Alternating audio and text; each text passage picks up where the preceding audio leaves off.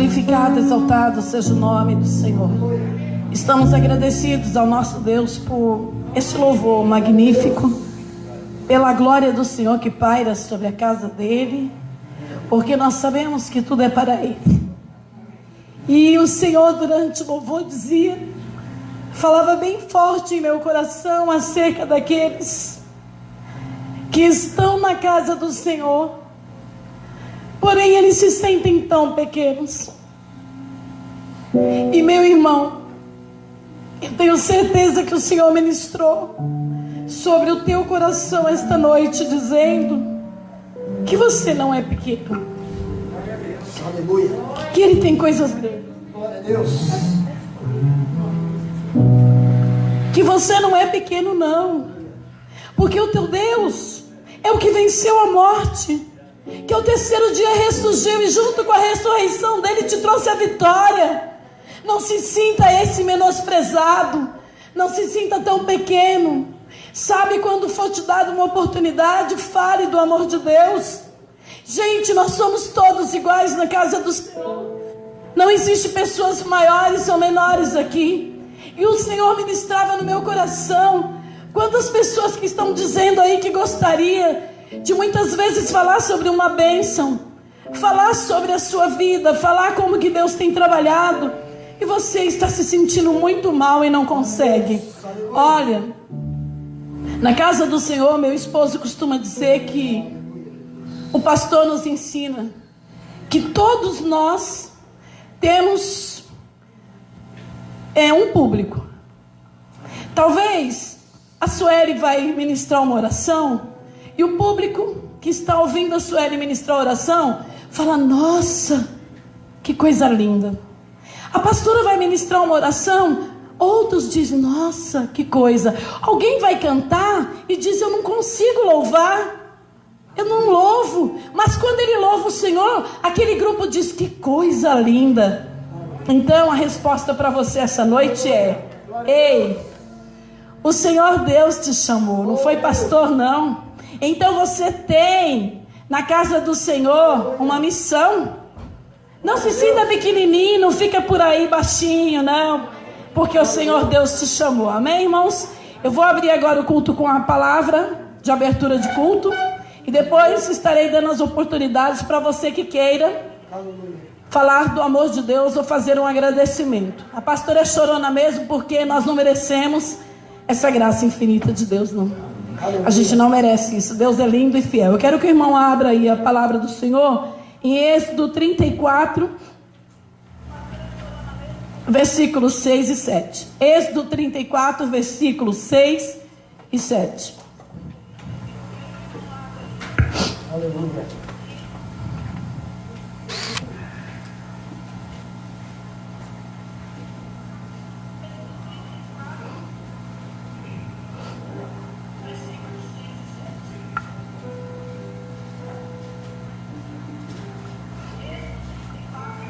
Amém, irmãos? Aqui a palavra do Senhor está falando: quando o Senhor e passou diante de Moisés proclamando, no 6. No 7 está falando que Moisés disse a ele: Senhor, Senhor, Deus compassivo, misericordioso, paciente, cheio de amor e de fidelidade.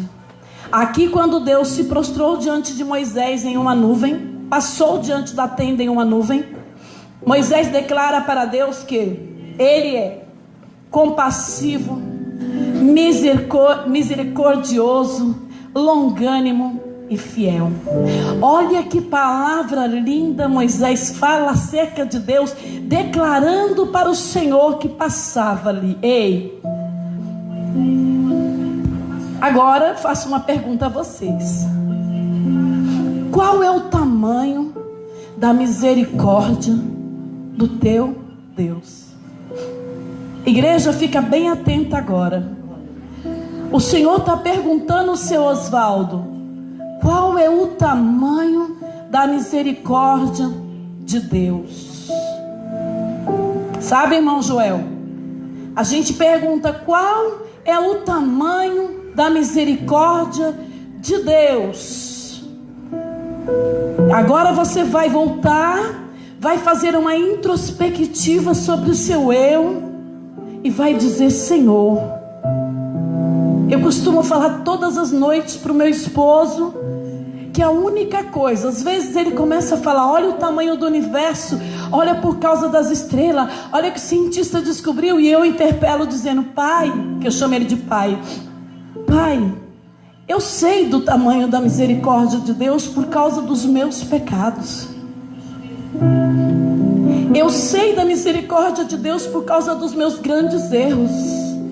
E quando eu me volto a este ser pecaminoso, cheio de falhas, que tudo que quando tentamos acertar, erramos, eu descubro que Ele é grande demais. Porque Ele me aceitou primeiro, porque Ele me quis, porque Ele me amou, porque Ele me aceita com tantas lacunas, porque Ele é na minha vida quando eu não sou ninguém.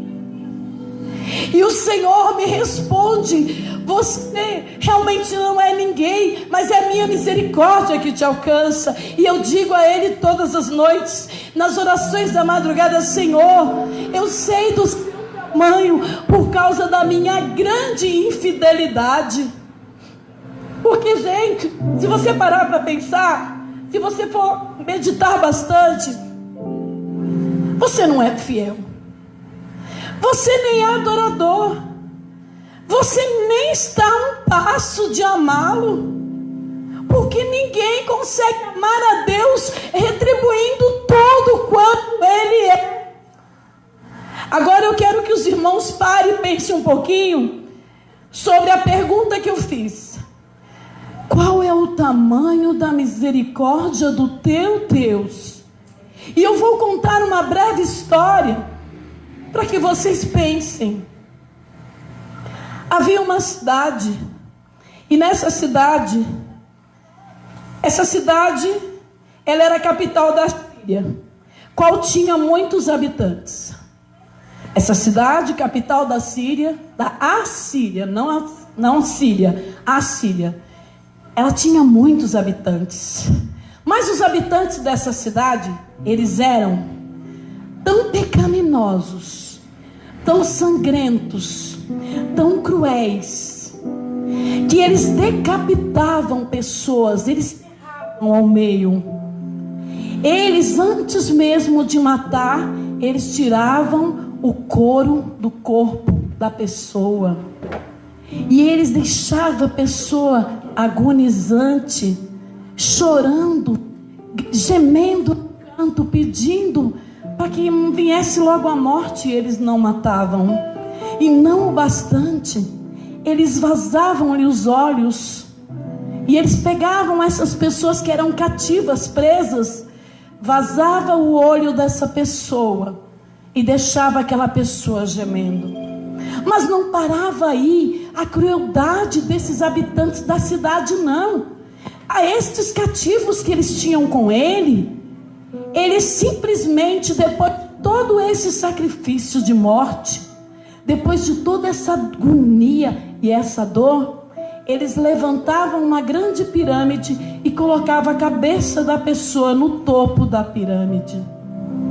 Então todos que ouviam falar da cidade já temiam com muito medo e diziam: meu Deus, o que vai ser de mim? Porque agora, Senhor, eu vou ficar no meio desse povo. Meu Deus, como que eu vou entrar nessa cidade? Nem entro, vou desistir. Imagina você sabendo que tem um lugar que quando você entrar vai sofrer por isso. Então as pessoas fugiam dali. Agora eu gostaria que o irmão Suélio, eu gostaria que você abrisse em 1 Jonas e lesse em voz alta para a igreja.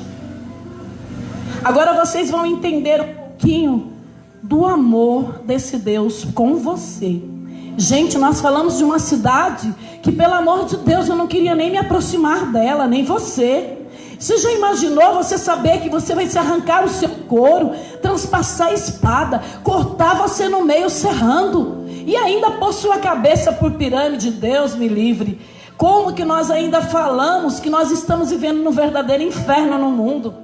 Não podemos nem falar isso. Nós estamos isentos de tantas coisas. Existem lugares que são verdadeiramente cidades pecaminosas. Então, pode ler, Sueli. 1 Jonas.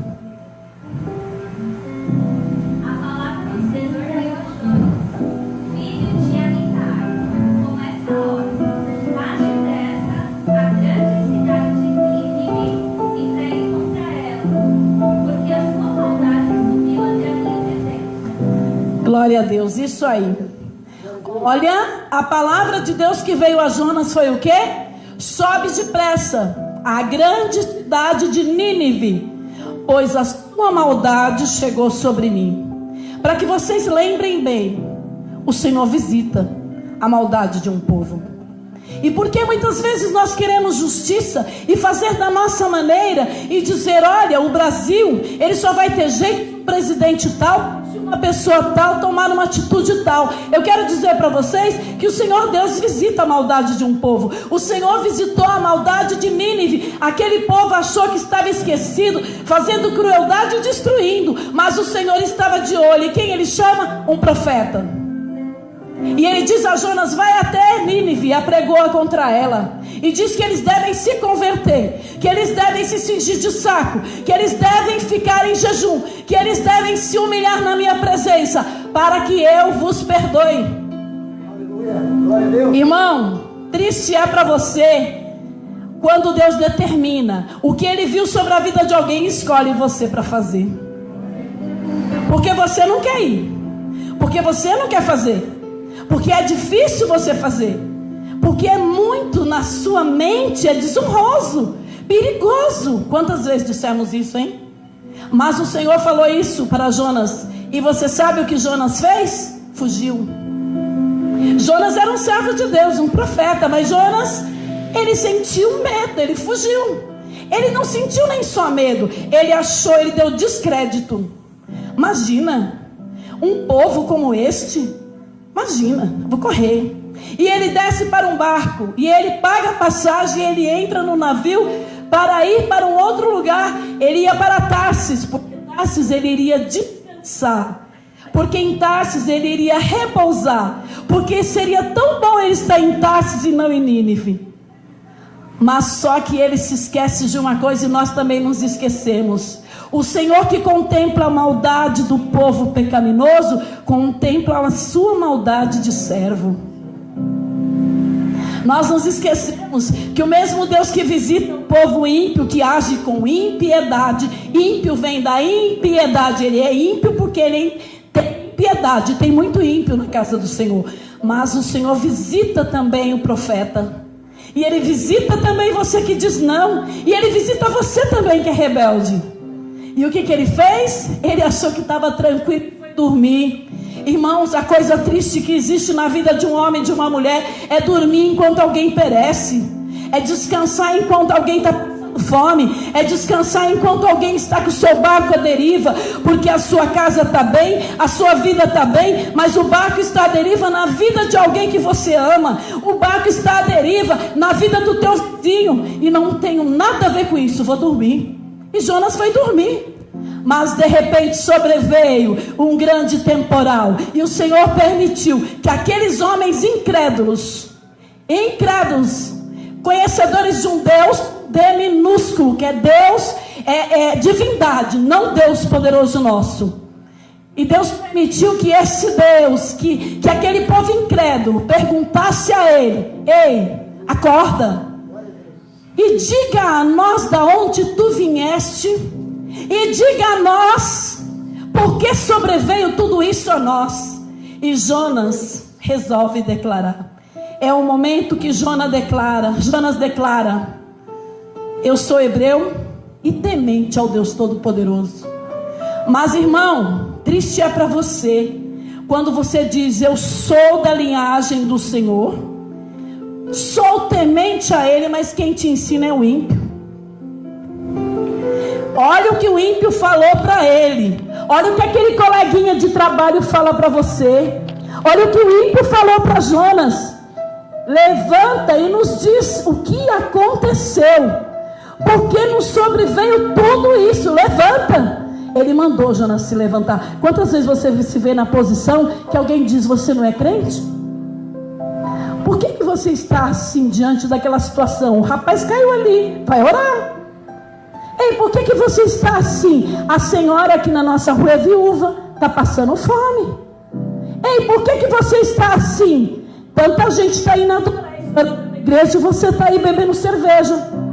Irmãos, olhem bem como é triste você receber a advertência de uma pessoa que não conhece. Eles conheciam um Deus minúsculo, porém ali eles disseram: vamos lançar este homem ao mar. Pois eles ainda falaram para Deus: Senhor, misericórdia, tenha misericórdia, que eu não quero ser culpado por este sangue. Lançaremos ele ao mar. E lançando ao mar, começa a se cumprir aquilo que o Senhor quer sobre a vida de Jonas. Irmãos, a Bíblia nos fala que um grande peixe tragou Jonas. A Bíblia não fala de uma baleia, ela fala de um grande peixe. Jonas teve 3 dias e 3 noites ali. E ele conta, e ele fala a Deus: eu me vi no verdadeiro inferno, ondas de mortes me cobriram, e eu me vi apavorado, mas eu clamei ao Senhor: tudo quanto o Senhor me pedir eu farei. E o Senhor o lança novamente por terra. Só que dessa vez Jonas vai, viu? Jonas foi uma cidade que ele deveria apregoar em 3 dias, ele apregou em um só. Nossa, que corrida, hein? Já pensou você desesperado? Deus, eu prefiro apregoar do que ir pro ventre da baleia. Não, Deus, eu não quero isso não, tá triste para mim. E ele correu. Isso é triste, sabe, Aline? Quando nós só fazemos por medo. Jonas se viu apavorado e com medo. Eu estou falando para vocês agora do medo que você sente quando ondas de morte sobrevêm a todos os teus vizinhos e parece que vai chegar na sua casa. Quando você sente o pecado da negligência, por causa dele eu posso perecer. Sabe, Aline, quando a gente fala: Senhor, eu devo a ti e eu não consigo te encontrar. Jonas se viu nessa situação. Eu devo ao Senhor, eu devo agora porque ele me livrou de estar dentro do peixe, mas todavia eu irei, Senhor. E foi. Só que apregoando aquela cidade e dizendo: arrependam-se. A cidade se arrependeu, glorificado seja o nome do Senhor. E ali todos se prostraram ao Deus Todo-Poderoso, de criança, animais, e ao rei da cidade. Porém Jonas deveria estar contente. O que ele faz? Ele vai para um canto, se entristece, para um pouquinho e começa a dizer: eu vou descansar. Irmão, você está no processo que Deus te chamou. Por que descanso? Você ainda está no processo. Você vai parar para ver? Ele parou para ver o que iria acontecer com a cidade. Ora, se o Senhor é tão longânimo, olha o que nós falamos em Êxodo aqui. Olha o que Moisés afirmou para Deus: tu és longânimo, compassivo, misericordioso. Jó disse a mesma coisa. Se tu és compassivo, longânimo, misericordioso, e o Senhor pode perdoá-los, por que me chamou? E de repente começa a murmurar. Quantas vezes nós fazemos uma obra e dizemos assim: Senhor, esse povo que eu estou fazendo obra não merece não. Quantas vezes a gente vai para as ruas e diz: esse cara que eu estou apregoando o evangelho, ele vive nas drogas, ele não vai sair mais daí. Quantas vezes você diz que não tem mais necessidade de você estar na rua, porque lá na rua as pessoas já são desviadas mesmo. Jonas disse assim: esse povo vive no pecado, esse povo é tão cruel que vocês ouviram falar da crueldade dele, mas o Senhor me chama. Se o Senhor sabia que já ia se arrepender, por que quer que eu vá lá para as ruas então? Ué, se o Senhor não é Deus grande, por que o Senhor quer que eu vá levar comida para o povo e palavra? O Senhor não precisava fazer isso. E então Jó começa um lamento. Mas Deus, ele é tão bom que ele permite crescer uma planta que alguns dizem que é uma boboreira sobre a cabeça de Jonas. E ele começa: ai, que legal, que sombra, que maravilha. A vez que o crente fala assim: Deus está comigo. Estou fazendo essas obras todas não, mas vou ficar aqui, ele está comigo. Não preciso ir não. Olha lá, ó, já está feito. E não termine sua obra para você ver. Pois bem, o Senhor permitiu um bicho que matou a planta. A planta morreu. E quando a planta morre, Jó começa a sentir o sol escaldante na cabeça e começa a dizer: Deus, o que é isso, Deus? Por que tanto sofrimento? E o Senhor brada na terra e diz: olha, Jó, Jonas, você está aí chorando, Jonas, por uma boboreira que nasceu de manhã, um pé de planta, que nasceu à noite, morreu pela manhã. E eu, Deus, não hei de me compadecer de mais de 120 mil ninivitas que não sabem entre a mão esquerda e a direita? Jonas levanta agora. E ele faz uma pergunta para Jonas. Agora, gente, vem para a igreja. A pergunta a vocês. Esses ninivitas, 120 mil, segundo historiadores, eram só as crianças da cidade. Aproximadamente 600 mil pessoas tinha ali. Porém, Jonas estava desfalecido, cansado, oprimido, querendo desistir e dizendo que já não precisava do trabalho dele. Porém, o Senhor diz a você: Ele precisa de você, porque Ele tem um propósito sobre a vida das pessoas, e Ele chamou vocês para levar alguma mensagem a alguém que está chorando, abatido. Ele precisa de você nos casebres, nos prostíbulos, nos lugares mais escuros da terra, onde ninguém quer chegar, porque diante daquele povo ninguém queria chegar, mas a misericórdia do Senhor, como está lá em Êxodo, Moisés falando para Deus: tu és misericordioso, longânimo, compassivo. O Senhor é Deus com grande fidelidade, e nós teremos que dizer: Senhor, a tua fidelidade alcançou no mais vil pecador, a tua fidelidade alcançou aquela mulher que todo mundo dizia que não tinha solução, a tua fidelidade alcançou aquele ébrio, a tua felicidade alcançou os vizinhos que viviam fazendo baderna. Senhor, eu só te dou honra por tudo isso. Ei, vamos tirar hoje a incredulidade de achar que não precisamos ir. Você precisa ir porque alguém está chorando. Você precisa ir porque aquele povo naquela cidade era desumano. Aquele povo fazia a pior atrocidade que o ser humano pode fazer. Você não sabe a quem Deus te chamou. Jó não podia imaginar a grande obra que Deus tinha através da vida dele. E o Senhor viu que a cidade inteira se prostrou, se humilhou, e eles se cingiram de saco dos animais aos reis e se converteram do seu mau caminho. E o Senhor arrependeu-se de ter feito todo o mal a qual havia prometido. Esta noite, você é o profeta. Esta noite, você é o servo chamado. Para de dizer que não tem jeito e que não é você que Deus quer usar, não, tá? Parou aí. Esta noite, nada de dormir enquanto alguém sofre. Nada de murmurar enquanto alguém está do outro lado sem discernimento da mão esquerda e da direita. As casas que entramos, seu Osvaldo, tem crianças. E eu digo todas as noites, ainda que não fosse por um pai daquele que eu vejo naquela situação, se o Senhor me levar aquelas crianças para que eu plante para eles o evangelho, eu quero ir.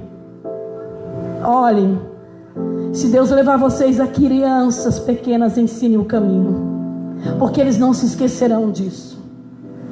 Eu tenho para falar para vocês que eu peguei uma menina e levei para minha casa quando ela estava com a mãe brigando por causa de uma salsicha na rua.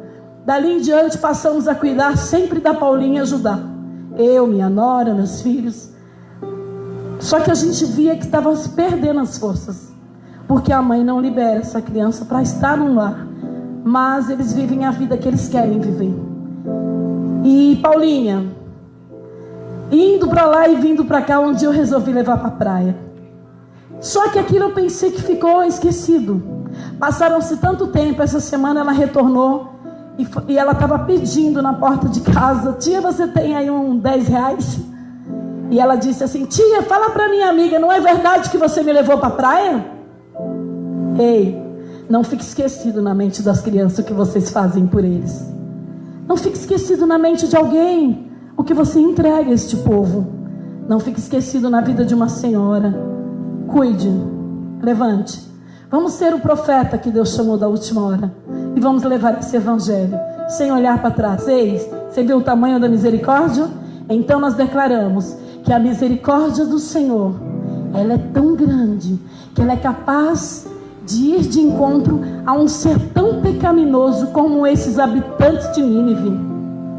Gente, não pare mais para falar que Deus não está na vida daquele rapaz porque ele é um drogado. Não diga que Deus não está na vida daquele outro porque ele é um matador. Parou! Você não sabe o tamanho da misericórdia do Deus que te escolheu. Mas o tamanho da misericórdia do Deus que te escolheu é o tamanho dos teus pecados que Ele perdoou na cruz do Calvário. Glória a Deus. Essa é a mensagem que o Senhor me deu. E que a bênção do Senhor esteja sobre a igreja. No nome do Senhor Jesus Cristo.